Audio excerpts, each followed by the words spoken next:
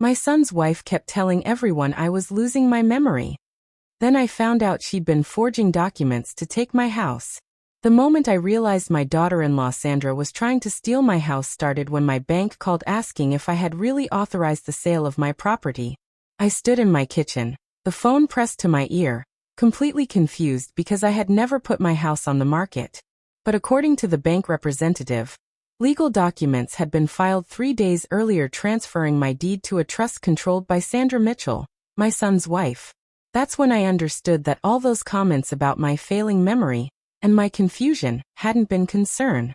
They had been a calculated campaign to make everyone believe I was incompetent so Sandra could steal everything I owned. My name is Margaret Wilson, and I'm 74 years old. I've lived in this house for 47 years, ever since my late husband James and I bought it as newlyweds. We raised our son Daniel here, celebrated holidays here, and James died in the upstairs bedroom 5 years ago. This house isn't just property to me. It's every memory of my life, every moment with the man I loved, every celebration with my family.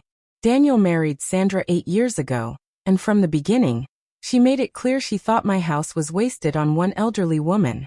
She would walk through the rooms making comments about what she would do when this place eventually becomes ours. Knocking down walls, updating fixtures, modernizing everything that held my memories. "Margaret, this house is way too big for you," Sandra would say during family dinners. "You could sell it, move into a nice senior apartment, and have money left over. Wouldn't that be easier than maintaining this place at your age?" I always refused. This was my home, the place where I felt closest to James, where I was surrounded by a lifetime of memories. Daniel understood and never pressured me. But Sandra grew increasingly frustrated by my determination to stay. About 8 months ago, Sandra's strategy changed. She stopped pressuring me to sell, and instead started making concerned comments about my memory and mental state. "Margaret forgot we were coming for dinner," she would tell Daniel in front of me. Even though I had never agreed to that dinner in the first place. She called me 3 times asking the same question. Sandra would say to relatives, though I had only called once. "I'm really worried about her living alone," Sandra told anyone who would listen. "She's getting so forgetful. It might be early dementia." At first, I thought Sandra was just being dramatic or misunderstanding normal elderly forgetfulness. But the comments became more frequent and more specific, always painting me as confused, incompetent, and unable to manage my own affairs. Daniel started treating me differently too, speaking slowly and carefully as if I were a child, double-checking everything I said, looking worried whenever I forgot a minor detail. "Mom, are you sure you're okay living alone?" Daniel asked me repeatedly. "Sandra thinks maybe you need more help. Maybe someone should move in with you. Or maybe you should consider assisted living." "I'm fine, Daniel," I insisted. "I'm 74, not incompetent. I forget things sometimes, but so does everyone." But Sandra was relentless.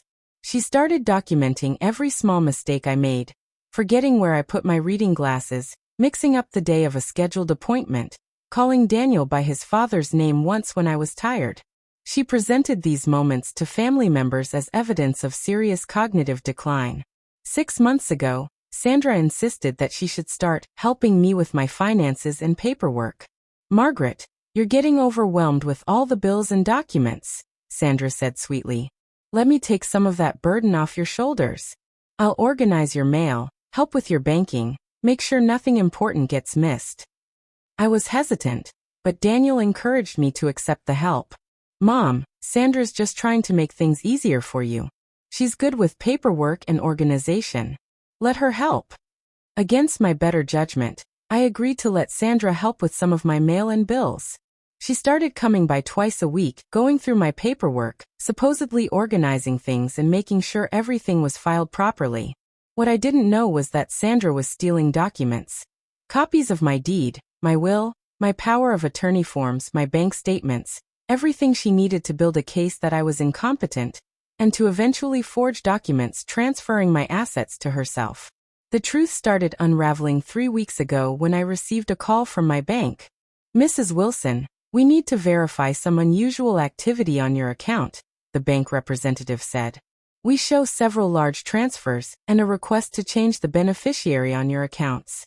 We wanted to confirm this was authorized by you. I haven't authorized any transfers, I said, alarmed. What are you talking about?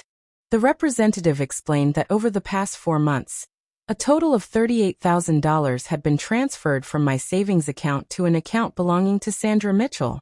The transfer authorizations bore my signature, but I had never signed any such documents. I need to come to the bank immediately, I said, my hands shaking. At the bank, they showed me copies of the transfer authorizations. The signatures looked similar to mine, but I knew I had never signed them. The dates on the documents corresponded with days when Sandra had been at my house helping with my paperwork. Mrs. Wilson, we also need to inform you that 3 days ago, we received documents indicating you're transferring ownership of your property into a trust controlled by Sandra Mitchell, the bank manager said carefully. The documents claim you're doing this due to concerns about your mental competency and your inability to manage your affairs. I felt like I had been punched in the stomach. Sandra wasn't just stealing money. She was trying to take my house, the home I had lived in for 47 years, the place where all my memories with James lived. Those documents are forged, I said firmly. I never authorized any trust, and I'm not incompetent. Sandra has been running a campaign to make everyone think I have dementia, so she could steal my property. The bank manager looked uncomfortable. Mrs. Wilson, these are serious allegations. However, the documents do appear to have your signature and were notarized by a licensed notary. If you're claiming they're forged, you'll need to file a police report and possibly retain a lawyer. I left the bank and went directly to the police station. The detective I spoke with, Detective Anderson, listened to my story with increasing concern. Mrs. Wilson, what you're describing is elder financial abuse and identity theft, Detective Anderson said. These are serious crimes. But we need to build a case. Do you have any proof that your daughter-in-law has been forging these documents? The bank has copies of the transfer documents. I can prove I never authorized them. And Sandra has been in my house regularly with access to my personal documents. Detective Anderson took my statement and opened an investigation. He also put me in contact with a lawyer specializing in elder law, an attorney named Robert Chin who had seen cases like mine before. Mrs. Wilson, your daughter-in-law has committed multiple felonies, Mr. Chin explained when I met with him. Document forgery, identity theft, financial exploitation of an elderly person. But she's been clever about it. She's spent months building a narrative that you're mentally incompetent, which she'll use to claim she was acting in your best interests. But I'm not incompetent, I said. I'm perfectly capable of managing my own affairs. I believe you, but we need to prove it. I'm going to arrange for you to undergo a comprehensive cognitive evaluation with a neuropsychologist. When the evaluation shows you're mentally competent, it will undermine Sandra's entire narrative and strengthen the case that she's been committing fraud. Over the next week, I underwent extensive testing, memory assessments, cognitive function tests, interviews about my daily living skills and decision-making abilities. The neuropsychologist, Dr. Patel, was thorough and kind. When the results came back, Dr. Patel called me with good news. Mrs. Wilson, your cognitive function is completely normal for your age. You show no signs of dementia, memory impairment, or incompetence.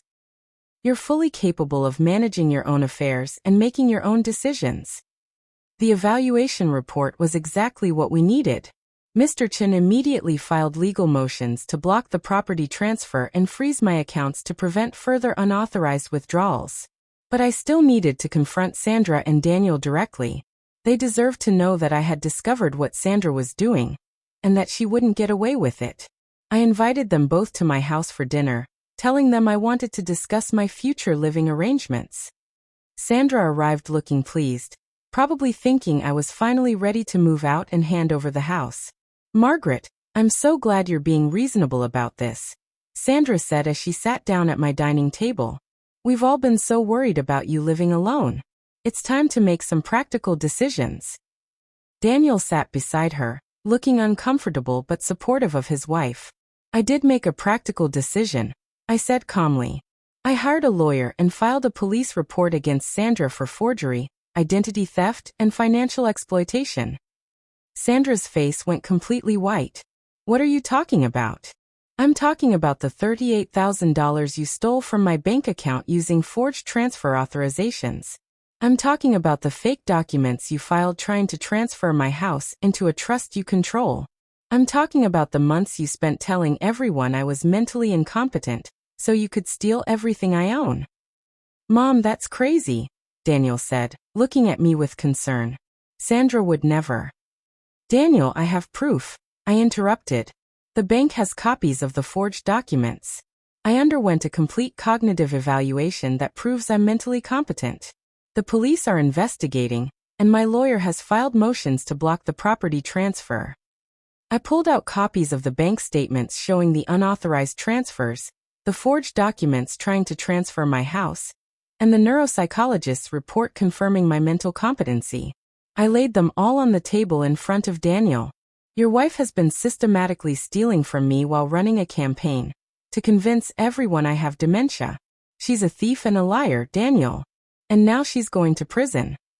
Daniel stared at the documents, his face cycling through disbelief, confusion, and finally horror as he realized what he was looking at. Sandra, he said quietly, turning to his wife. What is this? Sandra's mask completely fell away. That house should be ours, she hissed, no longer bothering with the sweet concerned daughter-in-law act. We're her only family. When she dies, it's ours anyway. I just moved things along. By stealing from my mother and forging legal documents? Daniel's voice was rising. By lying about her mental state and trying to take her home while she's still alive. She's old and she doesn't need all that space, Sandra shot back. We could sell that house for $700,000. That money should be building our future, not wasted on an old woman living alone in the past. The casual cruelty in her voice, the complete lack of remorse, made everything clear to Daniel. This wasn't a misunderstanding or a mistake. Sandra had deliberately, methodically tried to rob his mother. Get out, Daniel said to Sandra, his voice cold.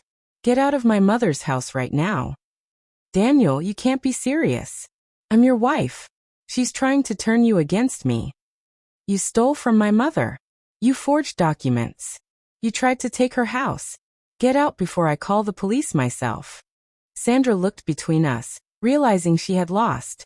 She grabbed her purse and headed for the door, but turned back with a final vindictive comment. You'll regret this, Margaret. That house should have been mine. I did everything right, and you had to ruin it by being too stubborn to die or go senile on schedule. After she left, Daniel sat at my table with his head in his hands, devastated by what his wife had done. Mom, I'm so sorry, he said through tears. I believed her when she said you were getting confused. I thought she was helping you. I didn't know she was stealing from you. She was very good at manipulating the situation, I said gently.